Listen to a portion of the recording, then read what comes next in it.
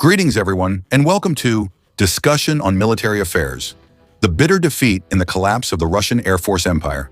Ladies and gentlemen, the collapse of the Russian Air Force and the tragedy behind those multi-million-dollar superfighter jets are what we will be analyzing together in this video. The Russia-Ukraine war is not only being decided by fierce artillery battles on the front lines, but there is also a systematic collapse happening within the very core of the Russian aerospace forces. You will be amazed to learn that trump cards like the Su-34 and Su-35 are crashing in midair on their own, sometimes without Ukraine even having to fire a single shot. We will delve into leaked top-secret flight safety reports, exposing the alarming reality of makeshift engines, guided bombs that fall to the ground on their own, and the helplessness of the Russian defense industry under the weight of sanctions. This is not just a story about planes being shot down, but about the collapse of an arrogant military doctrine under the pressure of electronic warfare systems and the arrival of the modern F-16 fleet. From losing their A-50 airborne early warning aircraft to the bitter turning away of strategic partners like India and Egypt, Russia is truly falling into an attrition trap of its own making. Let's analyze the profound geopolitical shifts and the rapidly changing balance of power during this intense phase of the Russia-Ukraine conflict, where every flight hour is draining the last breaths of an Air Force empire that once dominated the world. What we are witnessing is not just an ordinary war of attrition on the battlefield, but the systemic collapse of what was once one of the most powerful air forces on the planet. Right now, the Russian Air Force is literally deteriorating from within. The most modern fighter jets suddenly turn into piles of scrap metal in midair. Engines suddenly stop working. Bombs drop freely right after takeoff. And even more bitterly, Russia is losing its expensive squadrons without Ukraine even having to fire a single bullet. This is a historic failure that the Kremlin cannot ignore, because when the special military operation was launched in February 2022, the prospect of absolute air dominance seemed all but certain. Western experts at that time all believed that the skies over Ukraine would be brought under control in just a few short days. With a force of up to 1,500 fighter jets 12 times the size of Ukraine's, along with trump cards like the Su-35S, Su-30SM, and Su-34, the Russian aerospace forces were expected to crush their opponent, who only possessed scattered remnants from the Soviet era. However, in reality, it has turned into a tragedy that has lasted for the past 4 years. As the war progressed, the Russian Air Force's limitations became increasingly clear. The core of the problem lies in a doctrinal mistake. Russian pilots were only trained to defend under strict guidance from the ground, instead of leading complex offensive operations in a contested space full of traps, anti-aircraft missiles, and modern radar networks. When forced to penetrate deep into enemy fire zones, cracks in the operational structure were exposed that no number of aircraft could compensate for. The inability to suppress Ukrainian air defenses has forced Russian jets to strike from a distance, but the relentless, intense pace of operations is quietly wearing down the entire fleet. The veil of secrecy was only truly revealed in March 2026, when the Flow investigative team published an internal report on the Russian military's flight safety. This document records a horrifying reality. In just 3 short weeks from late 2025 to early 2026, there were 24 separate incidents at least 18 air bases. Notably, even media channels close to the Russian Air Force, such as Fighter Bomber, could not deny these shocking figures. These losses did not come from Ukrainian drone attacks, but stemmed from the collapse of the maintenance system and the defense industry.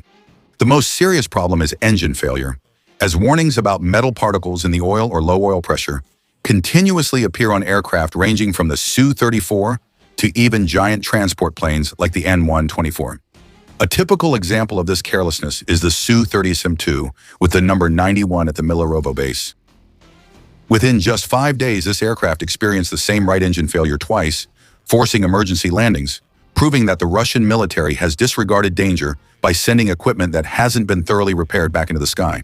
The root cause of this crisis began in 2014, when they lost their supply of components from the Motosik and Avichenko forest factories in Ukraine. The import substitution program has failed miserably, causing the aviation sector, especially helicopters and transport aircraft, to fall into a deadlock.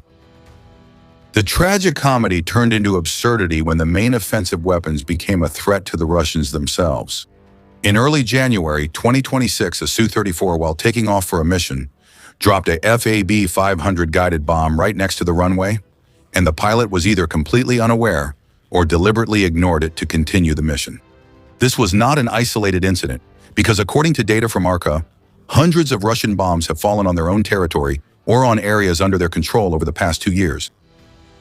This decline was also evident in the case of the Mi-8 helicopter in Jankoy, Koimir. After a night mission, this aircraft lost all control of its tail following loud noises, forcing the pilot to perform an extremely dangerous landing technique that is only used in the most critical situations. These successive events are strong evidence that an Air Force empire once feared is collapsing under its own weight, a decline that does not require enemy firepower. Let's look at what is happening behind the flashy numbers, where a harsh truth is being hidden by the smoke and dust of the battlefield. According to analysis from the GIAN organization in 2024, the Russian aerospace forces are having to exhaust their last resources, operating at an intensity 2 to 4 times the annual norm. Proud machines like the Su-35S, which normally require a Saturn engine overhaul after every 1,000 flight hours in peacetime, are now being worn down by harsh reality. To survive against Ukraine's air defense network, pilots have to fly close to the ground, constantly pushing their engines into afterburner mode to escape after dropping bombs. This overload has cut the maintenance interval down to just half. The price to pay is metal fatigue and component wear, causing Russia to lose about 26 aircraft each year without any enemy action. By the end of 2023, this silent loss had reached 60 aircraft, and by now it has certainly become an irreversible crisis. This tragic picture becomes even clearer through the data compiled by ORIS. It is confirmed that Russia has lost at least 40 Su-34s, 8 Su-35s, over 170 fixed-wing aircraft, and a similar number of helicopters. Even more painful are the irreplaceable strategic assets, such as 2 A-50U early warning aircraft, each worth $300 million. Ukraine carried out a bold tactic by combining modern Patriot missiles with classic S-200 missiles to shoot down these eyes in the sky.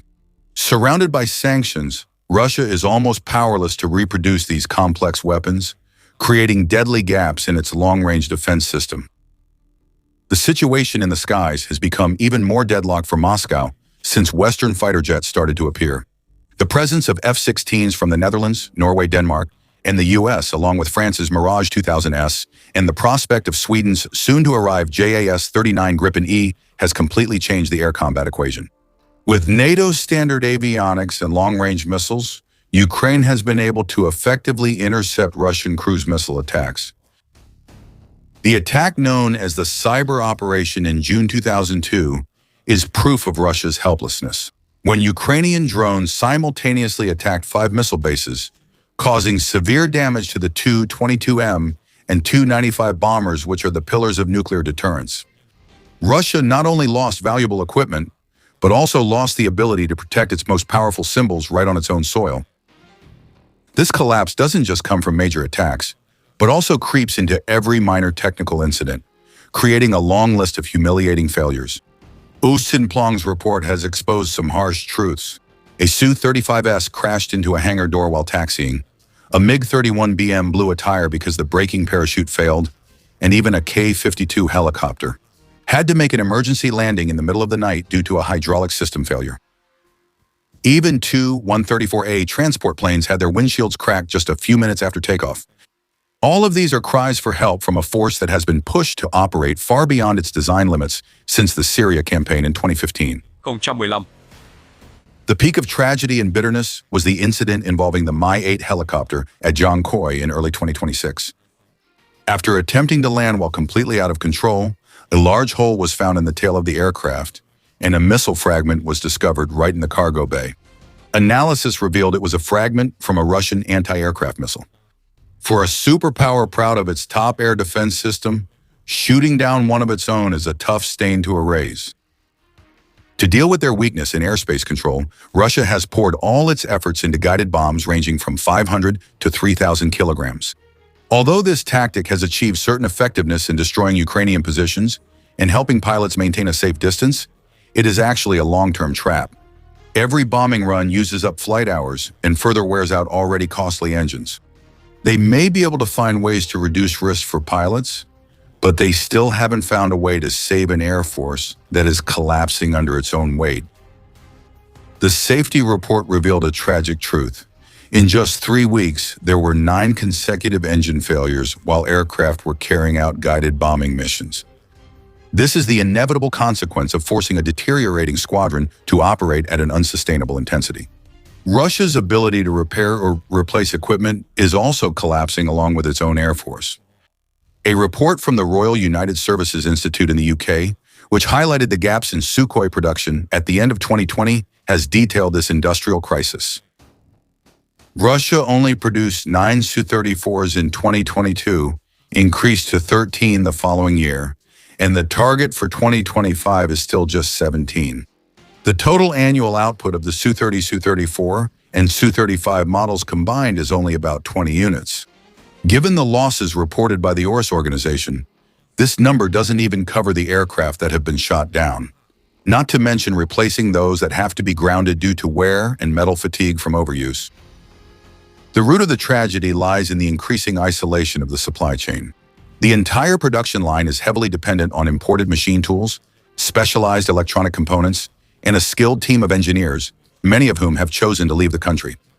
Sanctions have halted the supply of precision manufacturing equipment, the factory's lifeblood. At a key facility, Japanese numerical control machines supplied by SODIC were installed in 2017 and are only guaranteed to maintain their precision for 10 years. Now, Russia has no way to legally purchase new ones or find replacement parts. The ticking clock is counting down the final days of this industry. According to a defense magazine, Russian defense companies are having to operate in a state of manual control. It's a euphemism for the fact that companies are struggling with mounting debt crises instead of maintaining sustainable production. The United Aircraft Corporation, which manages everything from Su-35 fighter jets to Tu-95 strategic bombers, is besieged by hundreds of lawsuits from contractors over unpaid wages and outstanding payments. Defense contracts still have to be fulfilled at fixed prices set in 2019, while the cost of components has increased by dozens or even hundreds of times. Every aircraft that rolls out of the factory means the company has to bear a huge loss. In addition, military mobilization orders for the war have drained the elite technical workforce from the production lines. The export market, which used to be an important financial resource to offset domestic costs for customers like India, Egypt, or Vietnam, has now almost disappeared. According to Quaiging Stao, Russia's arms exports have collapsed by 92% between 2021 and 2024. Egypt has canceled the Su-35 contract, and India turned its back on the Su-57 to choose France's Rafale. Even countries that were still interested have started to doubt, because Russia cannot guarantee delivery times or provide maintenance parts. The export prospects of the Su-57 stealth fighter have basically vanished into thin air. Meanwhile, the Su-75 Checkmate light stealth fighter, which was promoted as a rival to the F-35, hasn't found any buyers except for Belarus. It's a market that's too small to save the project, and there's also pressure coming from China. For 2 decades, Beijing was Russia's biggest customer, buying the Su-30 series and struggling to master engine technology. But today, the tide has turned. China has produced the 5th-generation stealth fighter J-20 and the J-35 model aimed at export, while also aggressively marketing its 4th-generation aircraft worldwide. Pakistan has received the J-10C, while Iran, Egypt, Indonesia, and the United Arab Emirates are all expressing special interest. For countries that used to turn to Moscow for low prices and good performance, Beijing is now offering a perfect alternative with a supply chain unaffected by Western sanctions. Therefore, their position in the global military aviation market has completely collapsed, leading to the disappearance of foreign currency sources used to develop future generations of fighter jets. This price drop is also spreading to the civil aviation sector, which has a close, intertwined relationship with the military sector. Centralized management in a corporation means budgeting or staffing mistakes trigger a chain reaction of consequences. In 2022, the Kremlin was full of confidence when it set a goal to produce more than 1,000 new civil aircraft by 2014. However, after 3 years, Russian factories had only produced exactly 13 planes. In 2025, they were only able to deliver a single commercial aircraft, even though the plan was for 15 planes. Production targets keep dropping because of financial shortages. Meanwhile, the civil fleet of more than 700 aircraft, mainly Airbus and Boeing, is barely surviving thanks to spare parts sourced from the black market.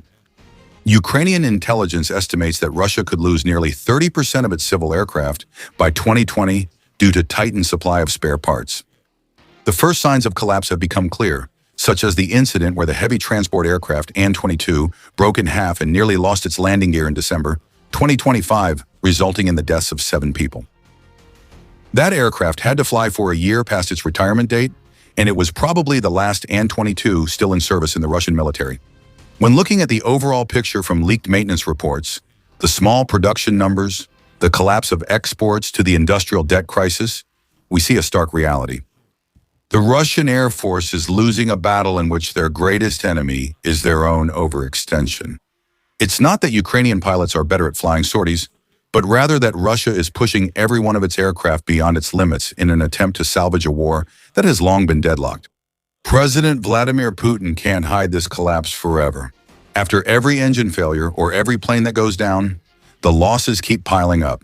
And with the sharpness of Ukrainian intelligence, every crack will be exposed. The only question left is, when this war ends, how many planes will Russia's fleet have left? In your opinion, is the technical and maintenance collapse of the Russian Air Force the key factor that will completely change the course of the Russia-Ukraine war in 2026? What will Russia do to save its aviation industry when its traditional customers are gradually turning to Western weapons?